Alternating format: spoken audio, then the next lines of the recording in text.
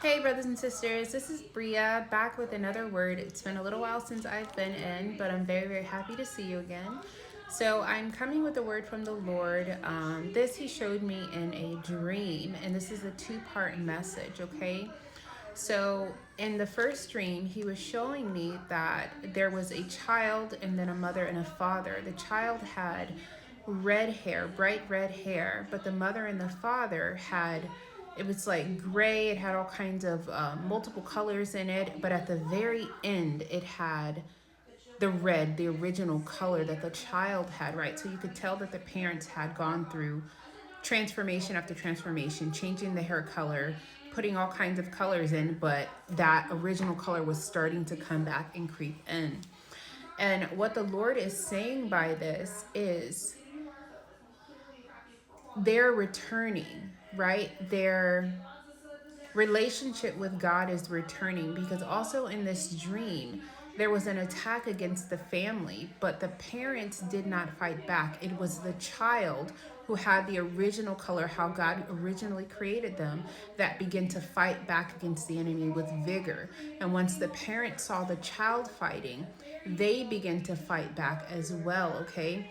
So the Lord is telling us the enemy is not just after you. It's not just after the children. He's after the line, right? The generational.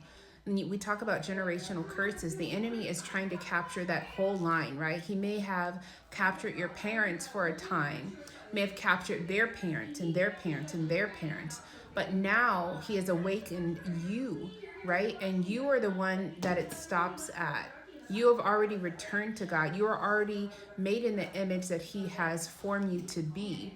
But the parents coming back and their hair returning to the original color represents that they are awakening and they're coming back because they see you fighting.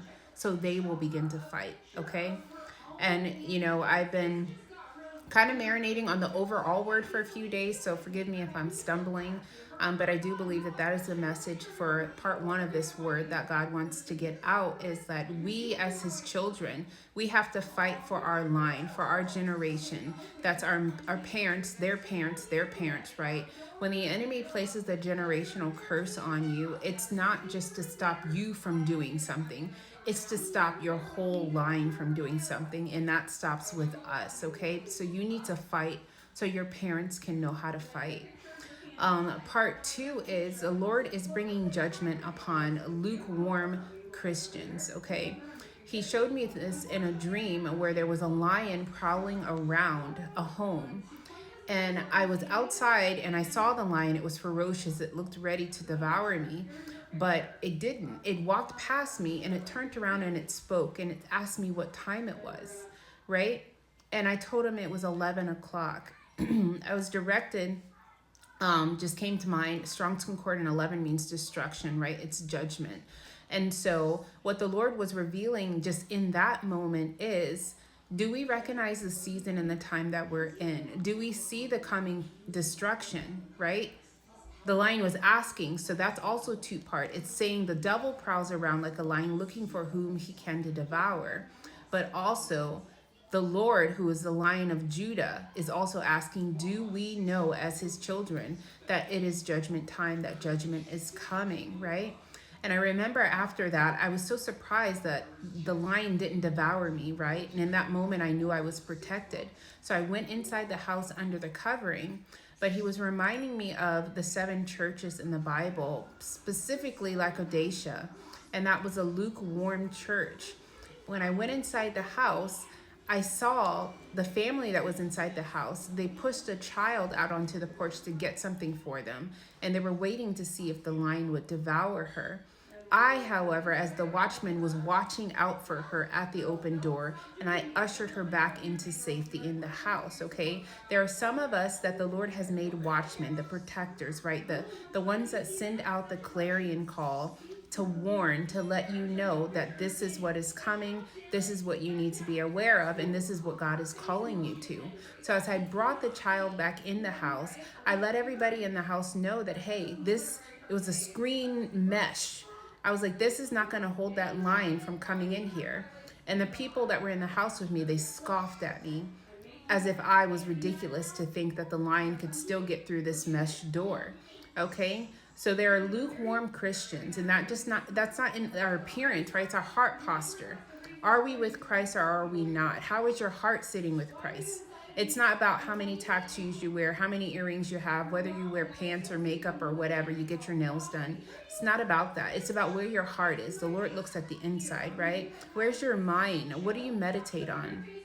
And so he's coming, judgment is coming for the lukewarm church, right? And he's also letting us know that those scoffers within those lukewarm churches, they are sending us out. They're sending God's children out to the slaughter, and they're watching and waiting to see if we will be devoured while they hide in their glass houses, okay?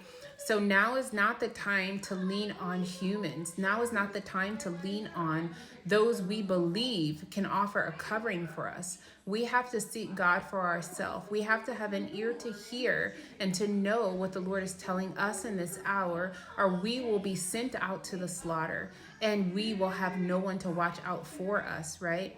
So the Lord is sending me and so many of our other brothers and sisters to let you know that now is the time of judgment. There is no time to have one foot in and one foot out. You need to analyze your heart. And even when He's taking you through painful seasons and painful situations, you have to decide that I'm going to sit in this pain. I'm going to sit in this discomfort because I know that God is coming through for me. And whoo, child, am I talking to the choir? I'm preaching to the choir on this one, right? That's all of us. When you say yes to the Lord, it's not going to look glamorous. When you say yes to the Lord, there's going to be a pruning, there's going to be discomfort, there's going to be uncomfortability, right? There's going to be pain. But when you come out of that fire that He's in with you, you are going to be pure as gold, okay, in the eyes of the Lord. So let us not be lukewarm. This is a warning to the churches that we need to get it together, okay? The Lord doesn't care about our concerts. He doesn't care about how many times we can say His name in the church. He cares if we are actually actively trying to save His children, to save our brothers and sisters, to teach them about deliverance, to teach them how to truly seek God and not rely on man. And so I feel like I was all over the place with this word, but I pray that whoever was meant to get it got it. I love you, and I will see you soon.